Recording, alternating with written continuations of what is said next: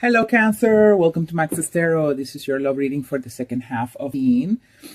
All right, it's for Cancer, Sun, Moon, Rising, or Venus. If you only know your Cancer, that's totally cool. You can continue watching this video. It's a general reading. Not all the messages will resonate. So take what you feel is for you and what is not is for another Cancer.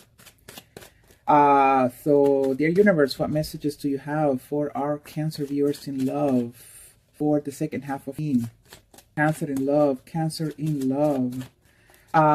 Your reading was posted not too long ago, so make sure you watch the reading for the entire month.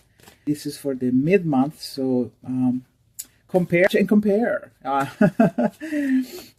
See how the energies are changing or staying the same. Okay. The cards are just wanting to jump out, so I'm going to get started. Thank you, dear universe. Thank you for this reading for Cancer.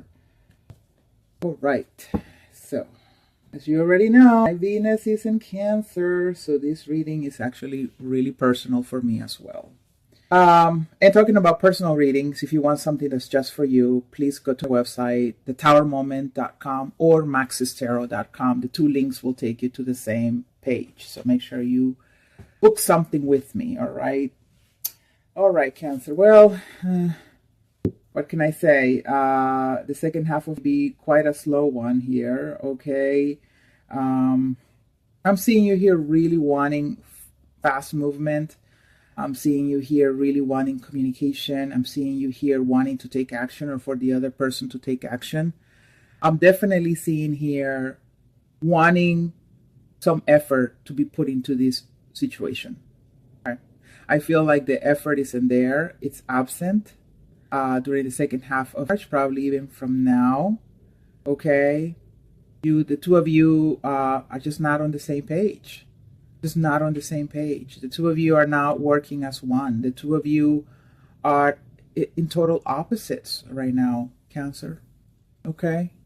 I really hope the energy does pick up a little bit more towards like the end of the month. Right, because I'm seeing it here, but I still seeing you carrying a burden. I still see you feeling stressed, feeling like a situation isn't over, a situation isn't improving. I see here presently or in the recent past feeling unstable about a situation. Now you'll be dealing with a Taurus, maybe dealing, I see you here, Cancer, showing up here as the Queen of Cups. Maybe dealing with a fire sign, maybe dealing with a Pisces or Scorpio. I'm not going to continue saying. I'm just really focusing on the fact that you've been working very hard on something. Could be on your money, your career. Could be that you've been working really hard on trying to make something work, on stabilizing a relationship, a situation. Okay? And I think that you have gotten some cooperation here. All right? But it may have been that for you, it just didn't feel like it was something that could have really turned the situation around. Because with the Six of Pentacles, there's reciprocity. There are, energies given, energies received. You know what I mean? On an equal basis. And I feel like maybe you were, you give a lot of you at a certain period here in February or early March. You gave of you and it drained you. And I feel, or maybe it made no difference, the amount of work you were putting into the situation to try to, see how, if the two of you could move forward. And I feel like it didn't pay off here with the Ace of Wands in the reverse. I think you may have wanted to create a situation where something could be brought back to life. Maybe the two of you were broken up. And suddenly the two of you began hanging out with each other or began talking or, called each other to be nice in some sort of way with the Six of Pentacles. And then, you have put work into it and, you really wanted it to happen. And then here, March, the spark isn't there. Their relationship is not there. I feel like the other person is quite confused. You'll be confused as well about this whole thing. I feel like for some of you, you are working with this person, okay? You probably are at the same company, same business, same institution, okay? Because I'm seeing two cards related to work. So There's confusion here. There's lack of clarity. I feel like one person doesn't really know if they want to be in a relationship. It could be that the two of you don't know if you want to be in a relationship. The two of you have been trying to be kind to each other, have been trying to be generous with each other. But in terms of actually building something, with the Three of Pentacles in the reverse and the Ace of Wands in the reverse, I just don't think you guys are there. You're not building anything, and no work is being put into it. I think at times the communication did happen, or has happened, or will happen. There will be communication, but that burden is still there. That stress is still there. And you're still in love. Cups in the upright. I mean, you're still in love. You still want to make this happen. You still want to cooperate. You still want to work with this person. If they weren't so much in their head, I feel like they're trapped in some sort of situation right now. Okay? They can't get themselves out of it. They don't have the energy right now to free themselves from a situation that it's in their mind. Could be related to you, could be external. But, this person is so blind, not knowing where to go, not seeing the situation, not seeing you.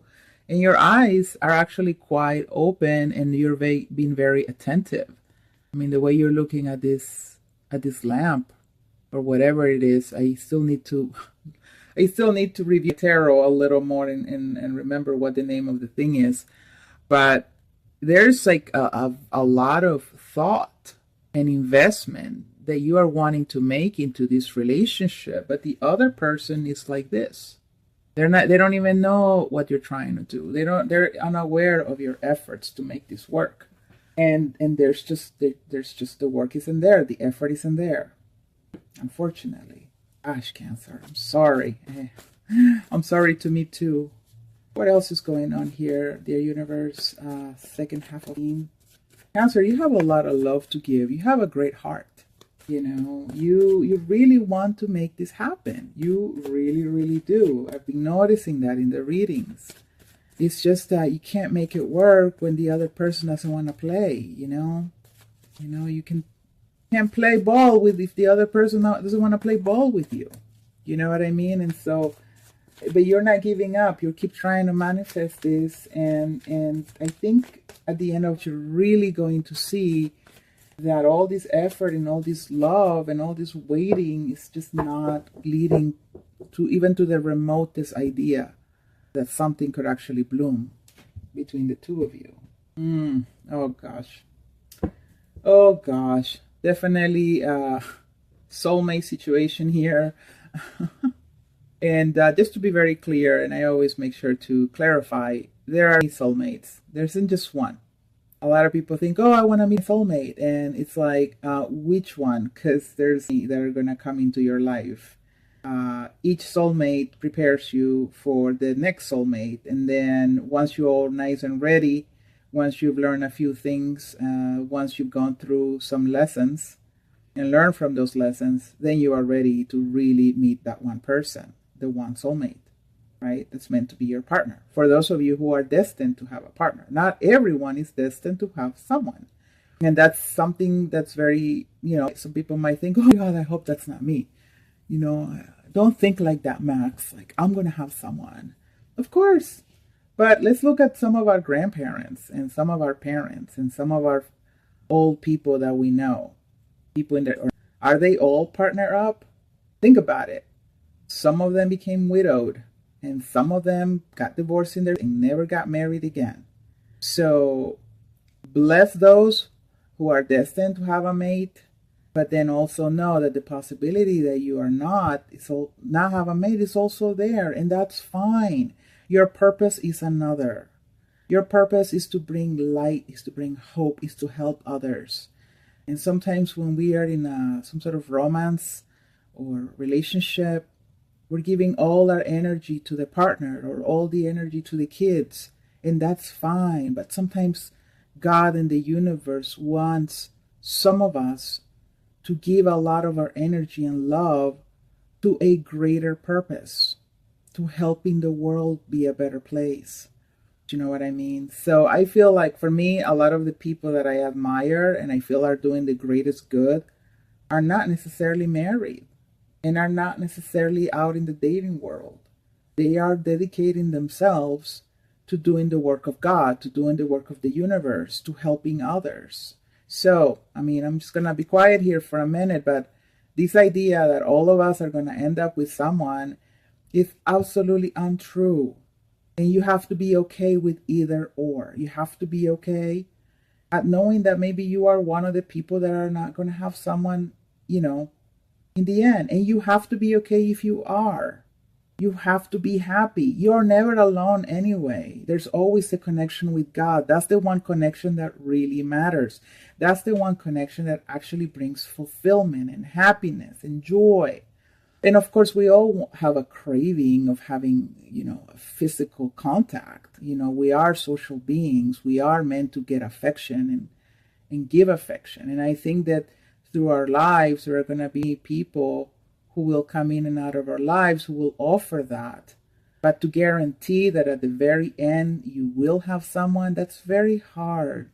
All right. And that's something I really need to start telling clients, because a lot of times I'm getting reading requests where people are like, okay, when am I going to finally get married? And when am I finally going to meet a soulmate? And making it sound like it's going to last forever. You know what I mean? I mean, let's be realistic of marriages and in divorces. And a lot of people don't even get married. They don't even get to that level. They end up as single mothers and single fathers. You know what I mean? So let's be realistic here. Yes, the universe can manifest your wishes and dreams. Of course it can. But for a lot of other people, okay, and I'm going to include myself there, our purpose is greater. Our purpose is for the greater good. But going back to this reading, a lot of effort, Cancer, on this person. Just a lot. And you are stuck in a cycle with them. You are. The Wheel of Fortune is in the reverse here.